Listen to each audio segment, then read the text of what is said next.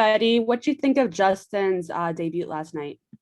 I thought he held it together pretty well, Danielle. A lot of times you can really see the nerves of a young pitcher, but I thought he held it together. And obviously the 4-pitch walk and not advised, but from that point on, I thought he threw some real quality strikes. And he got through it unscathed with the 0 on the board. So good for him. I think it might have helped him. He popped up early about, I think, the 4th or 5th inning. We had him get loose. There was a chance there that Sensatella was running out of pitches. So that might have got him a little bit at ease to get up early in the game. And then, as the game moved forward, he probably calmed down a little bit and we waited till the 8th inning to bring him in. But I thought he did fine, and his stuff was solid. He seemed a little surprised that he threw over 100. Were you surprised by that? Well, you never know what to expect. I know that, that velocity's in there. I think that he's probably more of a guy that's going to, pitch from, 95, 97, 98 in that range consistently. I think he'd had some rest leading up to, last night's outing. So his arm was fresh and powerful. And in that major league debut, you're going to let it rip. And he did for sure. And he, got into that 100. I think he threw 1-pitch 101 on the radar gun that I saw on a replay on a video. So again, but I'll be the first to tell you, velocity is great. It really is, but we still got to locate the ball regardless of the velocity. Thank you. Patrick? Hey, buddy, a follow-up to Danielle's question. I believe it was spring training 2019 when Justin really kind of popped up on the radar screen during Cactus League games. And I'm curious, beyond the velocity, have you seen any changes to what he is as a pitcher? Because obviously he had to sit out with the suspension, et cetera. Or is he basically the same guy he was back then? Well, let's go back, 4 or 5 months from 19, and the Arizona Fall League is when I think he really put himself on the map with his performance in the Fall League. And then in spring training of 19, he followed that up with a good spring. I would like to think, Patrick, that he has matured in a lot of different ways. I think mentally, I think physically his body is better than it was 2 years ago. I think he's really made a effort to get into the weight room, also with his nutrition. So even though you might not see it, obviously through the uniform or with the uniform on, I think he has gotten stronger and he's taking care of himself better. I think on the fundamental side of pitching, I think the delivery's become more consistent. I think a couple of years ago, it was a little bit more erratic from pitch to pitch, where his release point was, his finish, his times to the plate, all those things were variable. I think now he's sort of tightened that up. We still got to do a little bit of work on his times to home with a base runner, base stealer at first base. I think they could take advantage of that, the opposition, in his release times. I think the breaking ball is a little bit more consistent as well. I think each and every pitch with the breaking ball, the consistency overall is better than it was a couple of years ago. So, those are the things that have been noticeable to me over the last couple of years. Okay.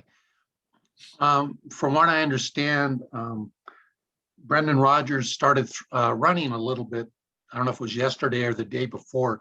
Can you give us a little the most recent update on him? Yes. Yesterday he ran from home to first in a pretty much right down the line, hit the bag and then breaks it down. He did a number of those with pretty good intensity. I know that he's working on some form running as well, but he came out of that fine. Those hard bursts to first base out of the batter's box. And then he also took his lead at first base and then practiced that initial break and, ran about 20 yards or so after the crossover from, being ready to run from first base. Came out of that fine. So I think he's going to run again today, Patrick. So back-to-back days of running. The intensity and the effort is picking up. I wouldn't quite say it's game condition type effort, but the effort level is pretty high. So that's encouraging for sure where he is now. Okay, that's all I have. Thanks, buddy. Okay, you got it, Patrick. Nick Rowe? Yeah, buddy. Can you update us on Yancey specifically? What is his situation like? Yancey's here with the club. He's able to play catch. The hand's a little sore, but not bad. He's going to work on a couple things with Daryl and Steve here in the ensuing days. A lot with the stride direction, a lot with the angle of his shoulders when he's coming down the slope. But we suspect that when his time's up, we're going to make a decision on whether to bring him back or whether he needs a few more days to work on a couple things mechanically. Okay. Are those kinds of things that he would have been able to work on if he also hadn't been injured? No, probably not. Probably not. You can, I guess you can, work on them in the pen while you're warming up. Be conscious of some of the things that we're trying to address. But in competition, when you're facing big league hitters and the winner or losses on the line or a save or just putting up a zero, that's the most important thing. And if you're out there thinking about mechanics and your stride direction and your release point and your spin rate and all the things that pitchers think about, in the off season or in spring training, you can't do that in a big league game. It's just like a hitter. You can't, worry about all the things that maybe you're trying to, accomplish in the cage in the early afternoon and some of the things you do, you want to improve on via video. You can't compete that way. You got to compete, let your mind be free, let your actions take over. And where the work comes in is the repetitive nature and the volume of your practice. Gotcha. And then, but just to clarify, it's a hand bruise, but there's nothing else beyond that, and he's able to grip a ball and everything. Yeah, hand contusion. He's still able to grip the ball. Yeah. Okay. Awesome. Just a little sore. Just a little sore. Okay. Thank you. Owen Perkins? Yeah. Hey, buddy. I just had one question about a statistic, a split statistic. I wanted to get your perspective on, just in terms of how people hit at different places in the batting order. And, if I look at somebody like Charlie, he always seems to hit like a cleanup hitter, except when he's hitting in the fourth spot. And his numbers are actually significantly lower there, even though it's a small sample of only about 50 games, than anywhere else in the order. How do you interpret that split? Does it mean anything, do you think? Or? I don't think so. And I think you said it. If in his career, 50 games, it's probably less than, 200 at bats, I would think, or less. I don't know how drastic the splits are. I've not looked at that specifically where he's hit the best in the order. I would assume maybe leadoff, right, overall, because his numbers are pretty. Yeah, he's about 100 points higher at leadoff than so. Yeah, I don't really take any stock into that. Okay. Yeah, and you're right about 200 at bats there. Yeah. Okay. I'll go to Kevin Henry. Hey, buddy. Sorry, we heard from Justin his perspective about getting the call up yesterday, and just kind of wanted to get from your perspective what that was like and how that was officially made known to him. When I brought him into my office, Kevin, those are always great. Those are always I think the best ones you can ever have is when you tell a guy that he's active and he is a major league player on that day at that moment. We've had a couple of them this year already in season. Alan Trejo, that was emotional. He shed a tear of joy. And the same with Justin yesterday, the same thing. He shed a tear along with, and I got choked up a little bit, and I'm sure Steve and Daryl did. The four of us were in the room when we told Justin. that it's a great feeling. It's awesome. I still remember, the feeling that I was told that I was going to the big leagues. I was, in AAA. Actually, I was in Edmonton, Alberta, Canada when I got the call from the call into the office in Edmonton.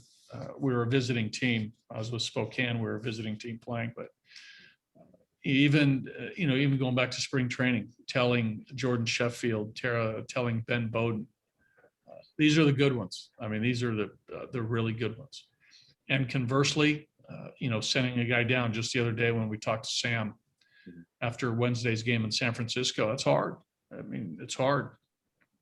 But, sometimes, players have to go back down. And I think you look at the track record of a lot of players in the big leagues right now, and you look at their path, I'd say most of them have got to the big leagues and been sent back to the minors. It's rare that you get to the big leagues and you're a big leaguer the rest of your career, no matter how long it is, a 20-year career or a 2 or 3 year career. At some point, most guys go back to the minor leagues. And just a quick follow-up, both the guys this year that have been called up that are, during the season at least, have been on the taxi squad when it's happened. Does that give it a little different perspective? Well, probably a better question for them. I think it's still, I think it's still really cool, regardless. And this is a situation where you're with the big league team. You're getting told by the big league manager and coaches, and you're right there with the guys to greet you, the big leaguers.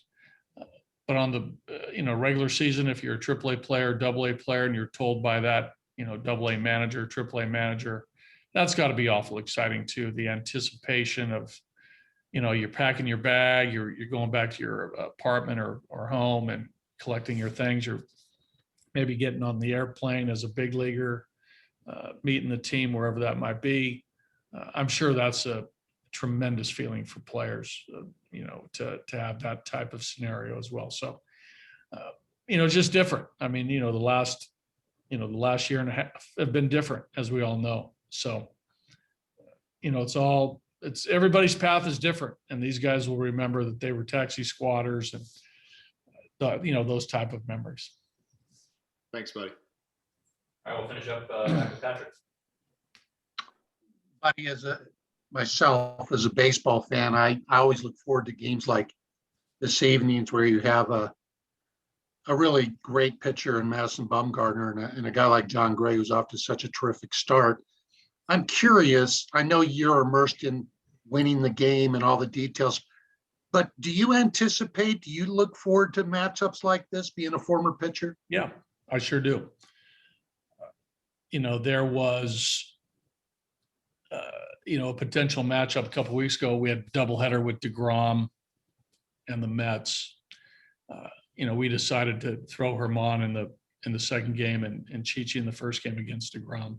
And actually, we could have very easily won that game. But I'll look across baseball at the probables, Patrick, and I'll see a marquee matchup. There was one the other day in Cleveland when Garrett Cole faced Bieber. That had the potential to be a really, really good game. I think the Yankees ended up getting to Bieber and Cole, pitched a good game as well. But I like those types of matchups. I really do. And you see them, I wouldn't say every night, but you see, some star power on the mound a number of times a week all across baseball. And one more for me, buddy. Speaking of star power, we asked John Gray, oh gosh, it's probably a good 2-3 weeks ago, maybe longer. What would it mean to him to become an all-star pitcher? And I'm not putting the cart before the horse, and I'm not trying to jinx him. But given the start he's off to now and how you've seen him evolve, does John Gray have the possibility of being an all-star type pitcher? Well, the way he's throwing right now, for sure. I mean, 3-1 with a 2.5 ERA, and all the internal numbers are good. And there's still, obviously May, June, and early part of July to make your case. But the way John's throwing now, for sure. If he ends up making 14, 15 starts before the All-Star break, you know, pitches like he does now, I mean, he'll be a definite candidate for sure. Great. Thank you, sir. You got it.